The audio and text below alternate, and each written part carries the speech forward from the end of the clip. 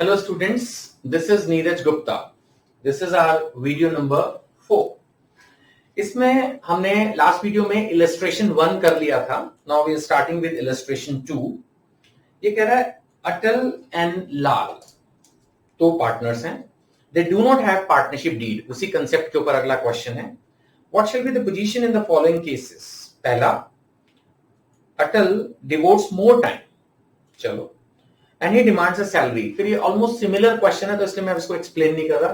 Salary allowed नहीं होगी. This is my illustration 2.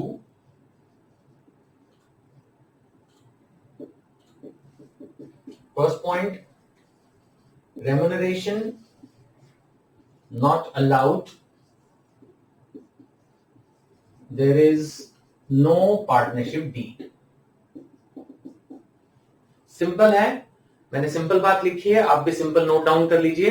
Remuneration not allowed, there is no partnership deed. बात खत्म. I hope it is very easy and clear. Next, Lal has invested rupees capital of 50,000. Atal has invested 5,000 as capital. Atal has advance 10,000 as loan to the firm.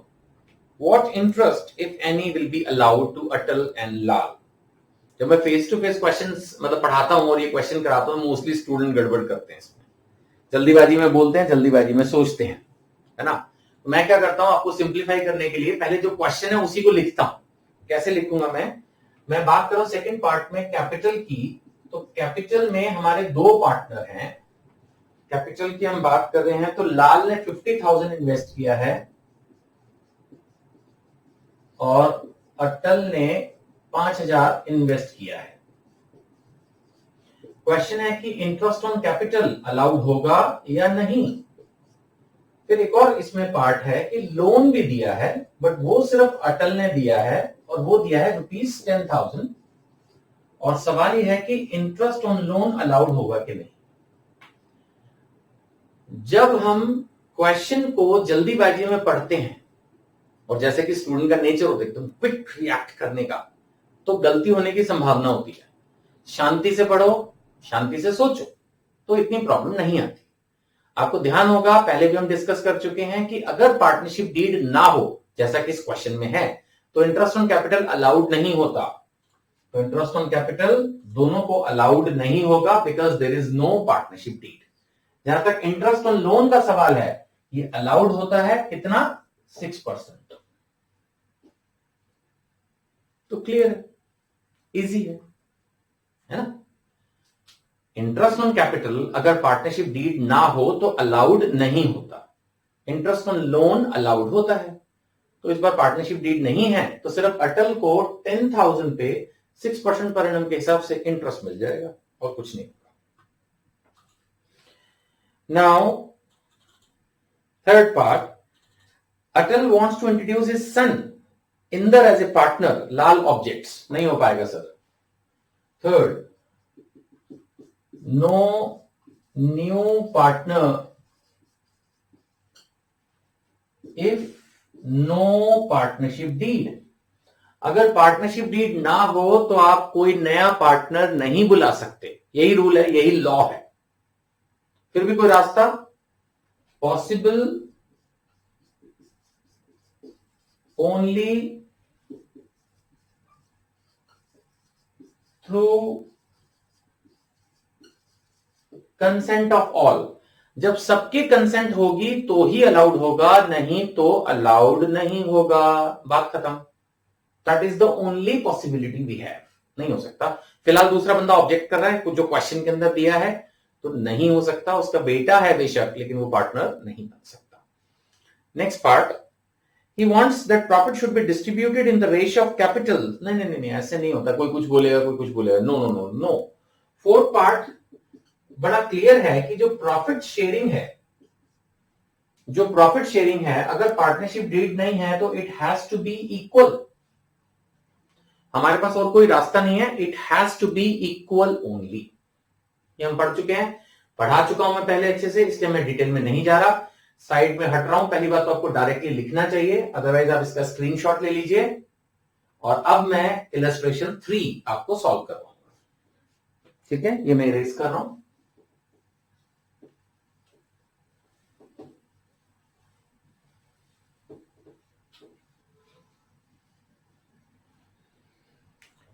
Illustration 3 जो है वो थोड़ा सा lengthy question है और जो बात उसमें पूछी गई है वो छोटी सी है। तो आप चाहें तो ये भी कर सकते हैं कि वीडियो को पॉज कर दें। बेटर वही है, ये बुक आपके पास होगी ही, वीडियो को पॉज कर दें, 1 मिनट लगा के शांति से क्वेश्चन 3 यानी इलस्ट्रेशन 3 पढ़ें और फिर वीडियो रीस्टार्ट कर दें। इलस्ट्रेशन 3 ये कह रही है कि Harry and Gary are partners in a firm, यानी दो पार्टनर्स हैं। They have not entered into partnership deed, उन्होंने फिर पार्टनरशिप डीड नहीं बनाई, लेकिन फिर भी कुछ बातें उन्होंने ओरली एग्री की है।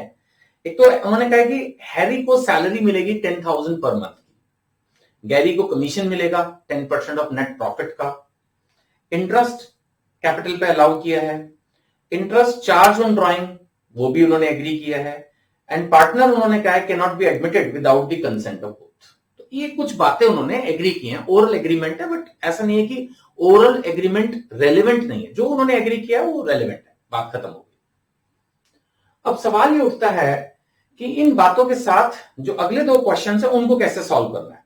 ठीक है, आगे बढ़ते हैं। पहला पार्ट, इस इलस्ट्रेशन के अंदर जो बातें बताई तो फैक्ट्स है कि उन्होंने ये एग्री किया।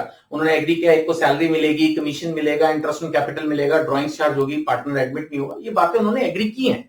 Something is better than nothing. अब हुआ क्या, डिस्प्यूट किस बात पे है? गैरी ने बोला कि भाई मेरा कमीशन तो कम है, मुझे भी सैलरी चाहिए। यानी जब उन्होंने बिजनेस शुरू किया था उस समय गैरी इस बात के लिए शांत था कि मुझे सैलरी नहीं मिल रही, नो प्रॉब्लम। अगर आप ऊपर का क्वेश्चन दोबारा ध्यान से देखें तो सैलरी सिर्फ हैरी को मिल रही है, दो पार्टनर हैं हैरी एंड गैरी, हैरी को सैलरी मिल रही है, गैरी को नहीं। बाद में उसने बोला मुझे भी चाहिए। ऐसे नहीं होता है, पापा नहीं पूछते हैं कई बार कि भाई अगर फ्रूट खाओगे तब तो आप बोल दो नहीं, आइसक्रीम खाओगे नहीं। अब माना घर में 3 बच्चे हैं, दोनों का आइसक्रीम खाएंगे, एक ने मना कर दिया तो 2 आइसक्रीम आ गई। अब तीसरा बोलता है मैं भी खाऊंगा, नहीं मिलेगी, आपने पहले क्यों नहीं बोला? ऐसे ही पार्टनरशिप डीड में जब एग्री कर रहे थे उस वक्त तो गैरी एग्री कर गया कि मुझे सिर्फ कमीशन मिल जाए चलेगा, मेरे को सैलरी नहीं चाहिए। अब बाद में डिस्प्यूट इस बात पे है कि Gary is also demanding salary, नहीं मिलेगी सर आपको। तो फर्स्ट पॉइंट इसका आंसर मैं लिख रहा हूं, Gary not eligible for salary as this is not agreed as per partnership deed. Partnership deed के हिसाब से ये एग्रीड ही नहीं है, और जब तक ये पार्टनरशिप डीड के हिसाब से एग्री नहीं होगा तब तक ये अलाउड नहीं हो सकता है, राइट? सो पार्टनरशिप डीड में एग्री होना जरूरी है, नहीं है तो नहीं मिलेगा, बात खत्म। आगे बढ़ता हूं, next. Harry demands that his son Sherry be admitted as partner, to which the Gary disagrees. नहीं हो सकता। आप अपने बेटे को, अपने भाई को, किसी को भी partner, you cannot make anyone as your partner unless all agree। या तो आप पहले से, और ये बात तो वैसे भी पहले से एग्रीड है। ऊपर आप देखेंगे क्वेश्चन, ऊपर दोबारा ध्यान से देखिए, क्वेश्चन का 5th पार्ट यानी जो क्वेश्चन के अंदर ही पॉइंट्स दिए हुए उसके 5th पॉइंट में लिखा है partner can not be admitted without the consent of both. इस बार तो ये एग्रीड ही है। So it is pre decided, पहले से एग्रीड है, that partner will be admitted, नया पार्टनर जो है, with the consent of all. दो पार्टनर है, दोनों की जब तक कंसेंट होगी तब तक नहीं अपॉइंट करेंगे। सो सन कैन नॉट बी एडमिटेड, क्योंकि दूसरा पार्टनर एग्री नहीं कर रहा, इसलिए फिलहाल नए पार्टनर को एग्री नहीं कर सकते। तो बहुत ही सिंपल इलस्ट्रेशन है, अगर आप ध्यान से करें तो आप इजीली कर सकते हैं। इसके आगे आपकी बुक में 3 क्वेश्चंस और दिए गए हैं, 2.1, 2.2, 2.3 करके, उसको मैं नेक्स्ट वीडियो में डिस्कस करूंगा। बेटर है कि आप इसको खुद ही सॉल्व कर लें, इसका आंसर पीछे आपकी बुक में दिया हुआ है। फिर भी अगर ना समझ पाए तो अगली वीडियो देख लें, है ना? तो वीडियो नंबर 5 ये 3 क्वेश्चंस कवर करेगी। Thank you.